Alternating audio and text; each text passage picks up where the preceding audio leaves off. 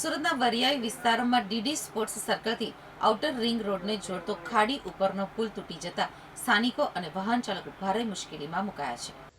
ઘણા દિવસોથી પુલનો એક ભાગ ક્ષતિગ્રસ્ત હોવાથી બંને બાજુનો રસ્તો પણ ધોવાઈ ગયો છે.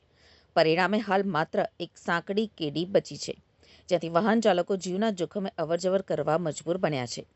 સ્થાનિકોના જણાવ્યા મુજબ પાલિકા દ્વારા માત્ર પતરાના બેરિકેડ લગાવી ઔપચારિક કાર્યવાહી કરવામાં આવી છે, પરંતુ હજુ સુધી પુલના સમારકામ અથવા નવા પુલના નિર્માણ અંગે કોઈ જ અસરકારક કામગીરી શરૂ કરવામાં આવી નથી. દરરોજ મોટી સંખ્યામાં વાહનો આ માર્ગ ઉપરથી પસાર થતા હોવાથી અકસ્માતની આશંકા પણ વધી રહી છે. સ્થાનિકોએ તંત્ર સમક્ષ તાત્કાલિક પુલનું સમારકામ કરી સલામત અવરજવર સુનિશ્ચિત કરવાની માંગ ઉઠાવી છે. હવે સૌના મનમાં એક જ સવાલ છે કે વરિયાવનો આ ખાડીનો પુલ ક્યારે તૈયાર થશે અને લોકોની મુશ્કેલીનો અંત ક્યારે આવશે. કિરીટ પટેલ મારું નામ છે ને આપણે છાપરા ભાઠા રોડ થી આઉટર રિંગ રોડ ને કનેક્ટિવિટી જે કરતું જે પુલિયું છે 20-25 દિવસથી આપણે વરસાદના કારણે આખું પુલિયું બેસી ગયું છે ને અહીંયા ખૂબ વધારે લોકોની અવરજવર છે અને ખાસ કરીને સ્ટુડન્ટોની અવરજવર છે.